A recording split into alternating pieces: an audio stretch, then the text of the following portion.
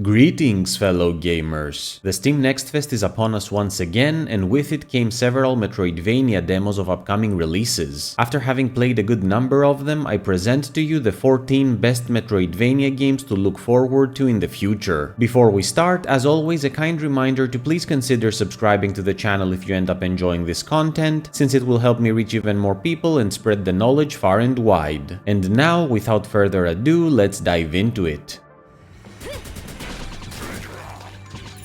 Guardian's Servants of the Dark is one of those games that immediately brings to mind Symphony of the Night, which I always consider a good thing. The story follows two demon-made sisters whose master's castle comes under attack by a rival demon lord. Their master narrowly escapes with his life but in a pitiful state, and it falls to them to reclaim his scattered bones in order to make him whole again. The game is quite combat-focused and allows you to instantly switch between the two protagonists, with each one having her own mode of fighting, namely a gun and a whip respectively. They also have certain special attacks at their disposal which are provided via equipable accessories, such as grenades and great swords, all of which are used at the cost of magic energy, which is shared between them. I didn't get a chance to obtain any traversal abilities, though I did find areas which were definitely ability gated, such as these thorny obstacles. You'll also be able to gather souls on your travels, which you will then use to bring back dead servants who, I assume, will offer certain benefits, though that's just speculation based on what I've seen. The two boss fights I experienced here were decent, with the second one being much more entertaining than the first. On the downside, movement felt a tiny bit stiff, some environments could benefit from a bit more background detail, and I'm still not sure about the efficiency of the map as far as the demo was concerned, but overall, I had fun with this one. I should mention that the game is very anime, so if that's something that irks you, best to know this in advance. Finally, you can play the whole campaign cooperatively with a friend, though I didn't get a chance to try this out. Guardian's Servants of the Dark is expected to come out on the 27th of March 2025 and has been confirmed for PC, PS4, PS5, Nintendo Switch, Xbox One, as well as the Xbox Series X and Series S.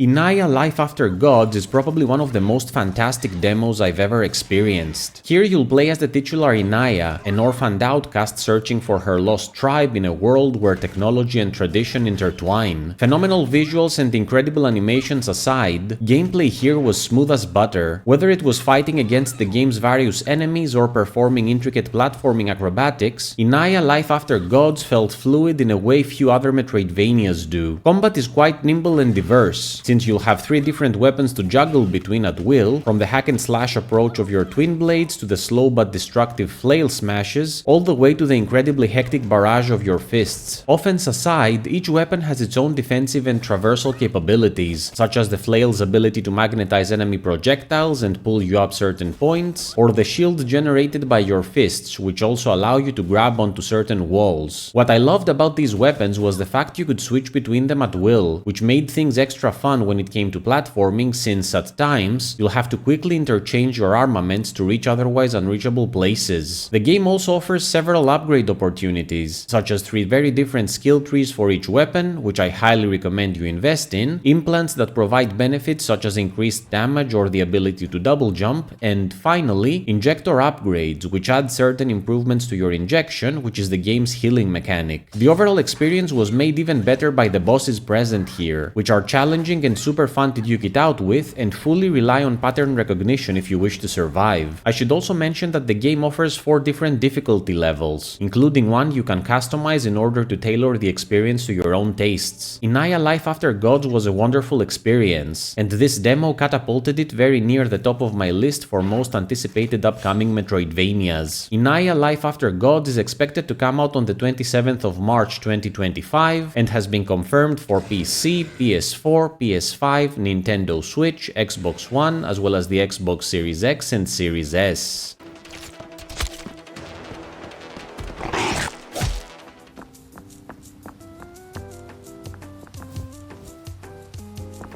Metro Gravity is definitely one of the more novel games in the genre. First of all, it is one of the rare 3D Metroidvania offerings, and second, it's also one that will probably not cater to everyone due to its main gimmick, which is gravity manipulation. More specifically, Metro Gravity has you playing as a girl that gets trapped in the halls, a liminal space that does not abide by the laws of physics. Right from the get-go, the game allows you to pretty much walk upon every surface, and soon after that you get an ability that has you guiding the world's gravitational pull at the direction of your choice, which effectively introduces the puzzle elements of the title that are quite ingenious. Gravity can be locked in at will with the press of a button, so that you can avoid walking all over the place, and can just as easily be unlocked again. The game also features combat, which is supposed to have an aspect of rhythm into it, though I didn't quite get that, or at least didn't get that far into the demo to see it. I should have probably started by saying that I did not particularly enjoy Metro Gravity's gameplay. Unfortunately, I found it to be quite disorienting at times and eventually got stuck at a puzzle that I think I ultimately figured out how to solve, but by that point I knew this game wasn't for me, so I decided to opt out. That being said, Metro Gravity is a great game for what it aims to be, and as such will definitely find an audience, which is why I decided to include it here despite my own opinion. On the positives, the music was fantastic, the visuals incredibly nostalgic, and the puzzles quite cerebral. In addition, movement felt fluid and there was an overall sense of good vibes permeating the experience. There's a map here as well, though it isn't very detailed, and even though it allows you to place manual markers, it only does so at your exact position. It also didn't mark collectibles as far as I noticed. Overall, I did find my gameplay rhythm here once I got the hang of things, but the amount of disorientation present from the gravity gimmick eventually got exhausting for me. I do urge you to give this a go though, since it may end up being right up your alley. Metro Gravity has no release date as of yet, but has been confirmed for PC.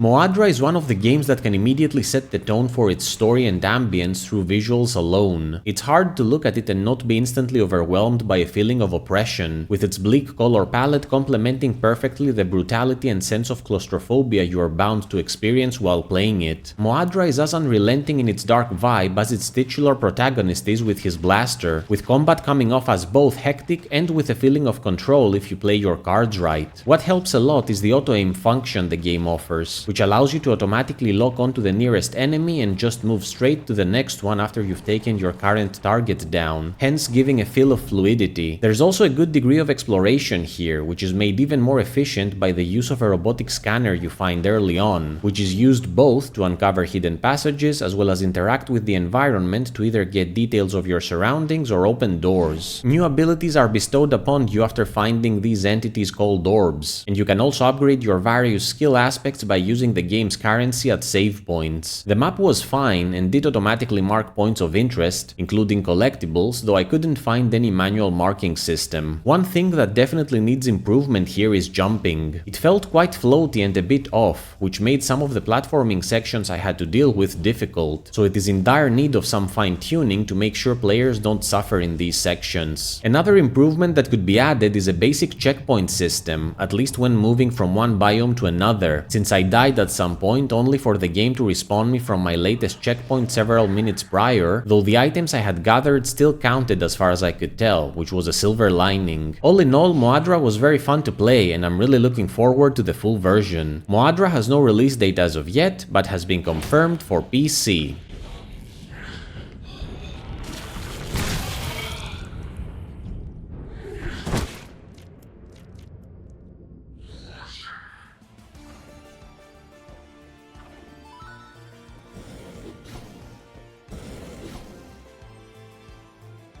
Ninja Brigade featuring Jonah Weingarten thrusts you into the role of the real-life musician of the same name, who gets pulled inside an arcade machine after a bad concert night and ends up in a digital version of a demon-infested feudal Japan. The game holds a lot of love for the classic arcades of the 90s and the popular culture of the era, and it shows in the most wonderful ways. From its nostalgic pixel art style to character animations, all the way to a legion of in-game pop culture references of the time, Ninja Brigade is a special treat for people that grew up up back in the day. Platforming plays quite a central role here, with the title pitting you against some very tricky acrobatic segments which only get harder as you progress. That being said, you'll spend a good chunk of your time fighting as well, though your attacks came off as simplistic as far as the demo was concerned. Both platforming and combat are quite challenging, so do prepare to perish a lot. There's also a life system in the game, though I'm not sure what happens when you get to 0. I believe it is important to note the collectathon nature of Ninja Brigade, which manifests in a throng of different optional items for you to acquire, most of which will prominently adorn your in-game home as trophies. So if you like collecting things, this game has you covered. I was completely overwhelmed by the amount of stuff present here, whether that was the countless optional items to gather, quests to complete, hunts to carry out, which allow you to upgrade your damage, NPCs to talk to, and side activities to entertain myself with, all of which point to a significant amount of content available. The map was serviceable though simplistic, and didn't mark collectibles automatically, but did allow you to place your own markers, so there's that. Fast travel is also available in the form of portals you unlock after paying for them. If there's one thing I can point out as a negative here, that would be a sense of purposelessness as I aimlessly traveled around the map while trying to figure out where to go next. A map full of collectibles for sure, but one that largely felt like an open playground, which may work for some, but for me kind of introduced a smidgen of tedium, most of which I attribute to the fact that, for the most part, I found the initial biome I explored a bit boring from a design perspective. That being said, my overall experience was very positive, and if the game's trailer is any indication, things only get more insane from that point on, so I'm looking forward to that. Ninja Brigade featuring Jonah Weingarten has no release date as of yet, but has been confirmed for PC and Nintendo Switch.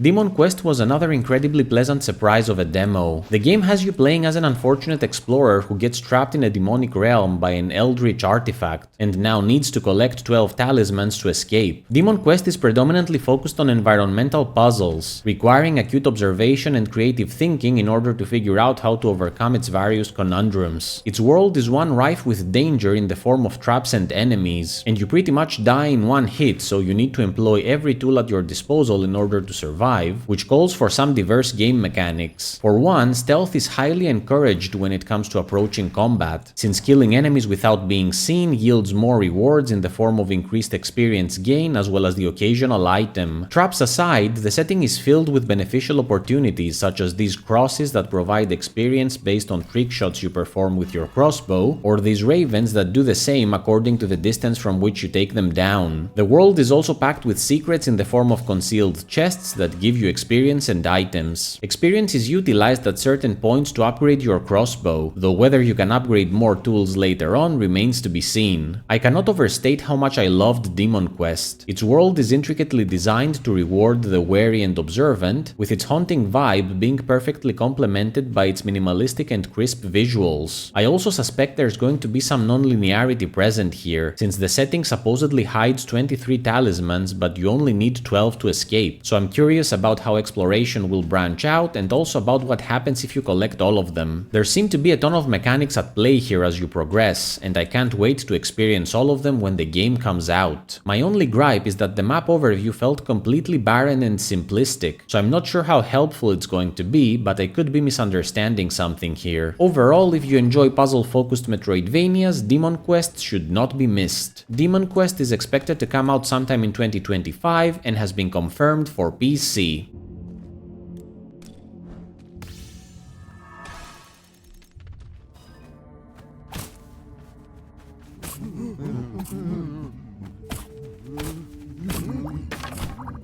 The Perfect Pencil is one of those games that immediately feels special in a way. Aside from the fact that it is rife with symbolism about the pernicious poison that is fear, gradually infecting us and leading to the pain of depression and inactivity, it is also wonderful to play and explore. You take on the role of John, a man who awakens in a strange realm as a small creature with a camera instead of a head, and needs to travel across it to find his way out, but he soon finds out that this place is much more than meets the eye and will force him to come face to face with things he'd rather keep buried. The perfect pencil features a significant amount of exploration, with its setting hiding numerous secrets that yield a variety of different collectibles, such as letters that may provide useful advice, consumable items to use, as well as quest items necessary to complete tasks provided by the various eccentric NPCs you'll come across. Upgrading your character comes in the form of this rowdy gentleman from whom you can purchase new attacks, as well as a filament system which gives you the option to equip said filaments in exchange for both a beneficial and a detrimental effect. The art style is a definite standout here, fleshing out the surrealistically imaginative biomes surrounding you in a weirdly nostalgic way. I also liked the game's shortcut system in the form of sheets you tie together to make a rope that allows vertical traversal. The camera you have for a head comes into play as a scanning system that provides information when you examine certain points of interest, further deepening your understanding of the world. When it comes to the map, while I loved the creative structure of each area, I'm not sure if you'll be able to see collectibles on it, since none were marked on it during my playthrough, and I also couldn't place any manual markers, but you may be able to find something later on, so I'm holding off my deliberation on the subject until the game's full release. The perfect pencil was both amazing and cozily sad, and I have a feeling it's going to be a title that will resonate with a lot of people. The perfect pencil is expected to come out sometime in 2025 and has been confirmed for PC and Nintendo Switch.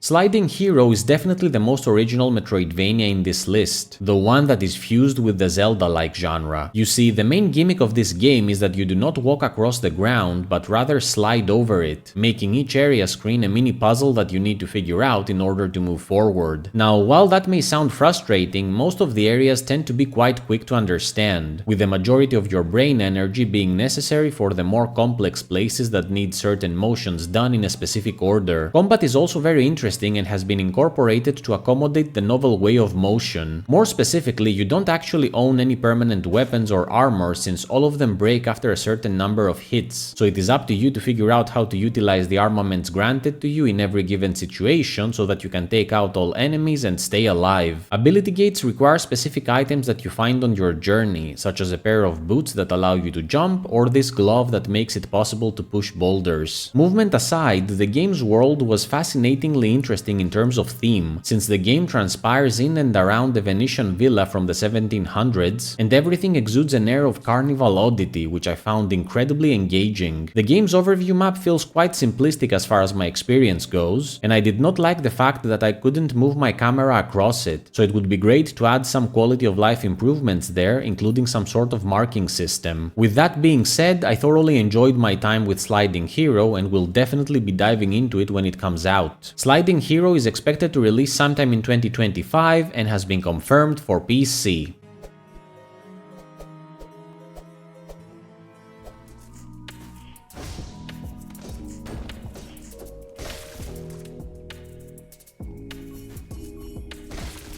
Stellar Poetry is a Metroidvania Souls-like game that was, for the most part, buttery smooth in terms of visuals and animations. Here you'll step into the boots of an amnesiac witch that awakens after hearing a mysterious voice calling to her and goes on a quest to retrieve her memories. This felt like a near-perfect blend of the two genres, bringing in the ability-gated exploration of Metroidvanias with a character progression Souls-likes are known for. More specifically, you'll get to improve your power by sitting at the game's equivalent to bonfires, from where you'll be able to equip both offensive and defensive skills such as ranged and melee magical attacks which cost mana to be utilized, as well as more utility-based abilities like magnetizing dropped currency. Said save points are also responsible for fast traveling around the map. Speaking about the map, the overview was simple but straightforward, and thankfully you'll be able to place manual markers, though whether there will be automatic marking of collectibles remains to be seen. On that note, maps are only revealed after you discover the map fragment of each area, so do keep that in mind. Combat was quite weighty, though there was a certain issue here. In essence, there is a degree of floatiness to your movement which is most prominent when it comes to jumping, making the character kind of seem like they're moving in low gravity, and said floatiness makes combat combat feel a bit off, especially when jumping and hitting, though I did get used to it eventually. However, I do believe some more heftiness needs to be added to your jumping ability, since the aforementioned floatiness costs platforming accuracy, which is always frustrating. The two bosses I fought were very fun and rewarded pattern recognition, which was awesome. I also noticed a certain altar to which you can use a specific currency in order to influence elements of the world, such as the health of each area's boss, I think, though I'm not entirely sure about that. In addition, the areas gave off a very rectangular feel, and I think a bit of unevenness would benefit the overall sense of the world, especially the natural biomes. On a last note, the map being quick slotted to the left analog stick was quite problematic, since I ended up opening it on accident at times mid-battle, which was less than ideal. All in all, Stellar Poetry was a very fun and crisp experience, and another game in this list I'll be playing to completion. Stellar Poetry has no release date as of yet, but has been confirmed for PC.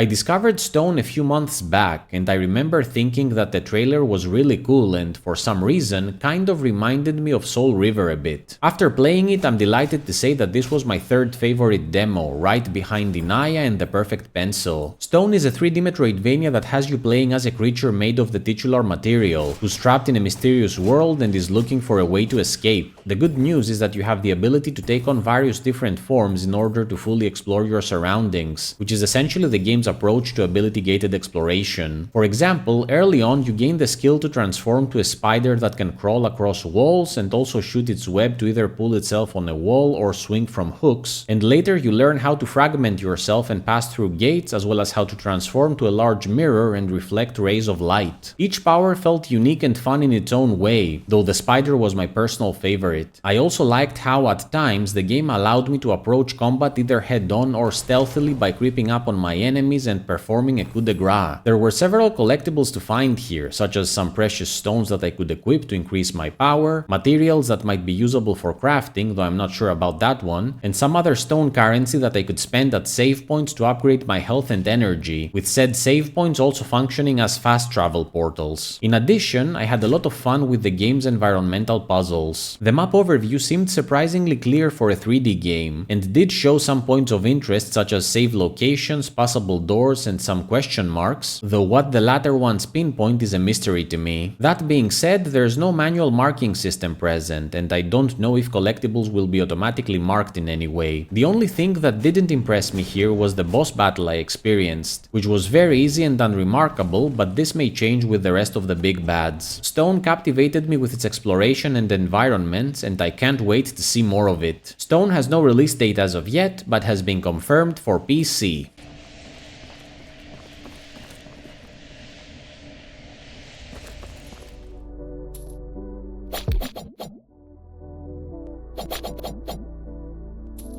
Now, if you'd ever told me I would have had a jolly good time with an underwater Metroidvania game where you play as a sword-bearing fish, I would have probably thought you were joking, but then came the Swordfish Knight of the Deep, and here we are. Underwater Metroidvanias are infamous for having problematic movement controls, which was why I was caught completely off guard by how good it felt to swim around with our fish protagonist. Both movement and attack motions were on very good levels, not perfect, but very fun to perform. Exploration was rewarding, since it provided collectibles in the form of extra health, new accessories, and optional merchants selling their goods, making it worthwhile to venture off the beaten path in order to grow stronger, which I highly recommend you do if the difficulty of the boss I got to fight against was any indication, with said battle being delightfully challenging and surprisingly diverse in terms of attack patterns. The game also features puzzles as well as some instances of land traversal, which added a nice touch of gameplay variety. In addition, you'll get the chance to complete side quests for helpful rewards.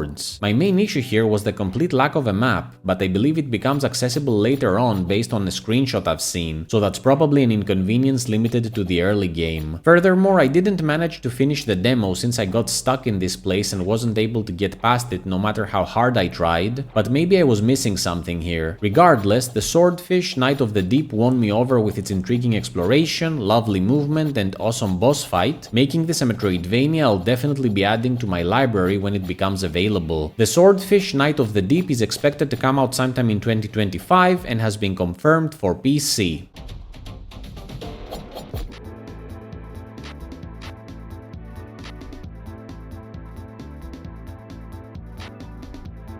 Tiny Dangerous Dungeons Remake is 100% the most retro title in this list, and I mean that as the highest compliment. I had a boatload of fun while playing this, which kind of felt like a time machine that took me back to the 90s when I first played Super Mario on my SNES. Here you play as Timmy, a young treasure hunter that ventures inside an ancient dungeon in search of loot. I should start by saying that controls are absolutely fantastic, with crisp and responsive movement that made traversal a total delight. The game takes a simple yet addictive approach to exploration, constantly teasing areas you will be able to reach later while frequently providing new upgrades for you in the form of extra health and, of course, new abilities that will help you reach previously inaccessible places. There was also a nice gradual amping of difficulty, both in terms of platforming but also in the two boss fights I engaged in, which were incredibly fun and radically different from one another, with each big bad requiring diverse strategies in order to be defeated. Visuals were amazing, with the game's vivid color palette breathing life to the wonderful pixel art presentation. In addition, I was pleasantly surprised to see that the game's map was actually very decent and seems to automatically mark every point of interest, including collectible locations. Tiny Dangerous Dungeons Remake was my fourth favorite demo on this list, and to say that I cannot wait to get my hands on the full version would be an understatement. Tiny Dangerous Dungeons Remake is expected to come out on the 7th of March 2025 and has been confirmed for PC as well as Android and iOS devices.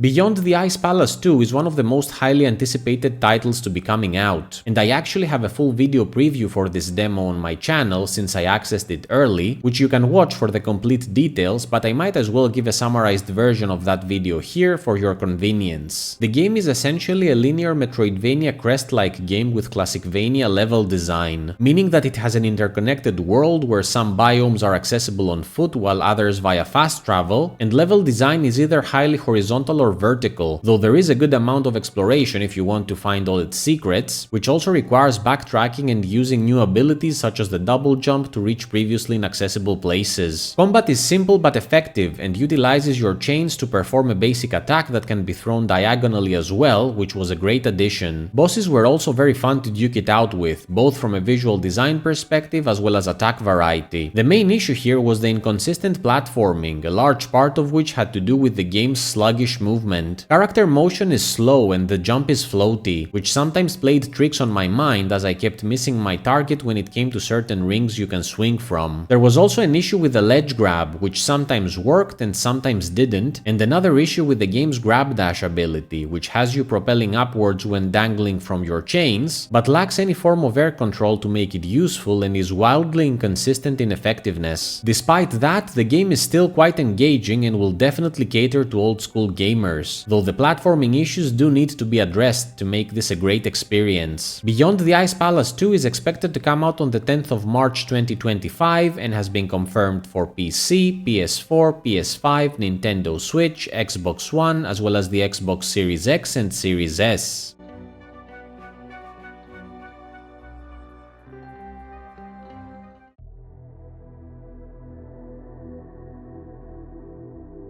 Finally, we have Twilight Monk, which is another game for which I created a full video preview that you can watch on my channel, but allow me to summarize said video here to make things convenient. First and foremost, Twilight Monk utilizes a beautifully rendered art style that gives the whole endeavor the air of a dark fairy tale, which was fully captivating. The game's main gimmick is its incorporation of RPG elements, both to upgrade your character but also to navigate the world. More specifically, moving between biomes happens in isometric fashion via an overworld, with the title's perspective changing to the standard side-scrolling Metroidvania view when you reach a point of interest. In said overworld, you can also get attacked by enemies that pull you into small arenas where you can either fight to gain experience or escape, though sometimes these random events lead to treasure instead of combat. Speaking of combat, the game is straightforward and clearly inspired by the Castlevania series, since your character can only attack horizontally with his basic semi-ranged weapon and uses magical attacks for a more elaborate approach to damage damaging enemies. My main problem with Twilight Monk was the map overview, which was quite basic, didn't automatically mark collectibles, and also did not allow manual markers, though it did give information on the remaining number of collectibles present in each area. I still loved my time with Twilight Monk despite the map situation, but if said issue is addressed, then this game will end up being even more special. Twilight Monk is expected to come out sometime in March of 2025 and has been confirmed for PC and Nintendo Switch.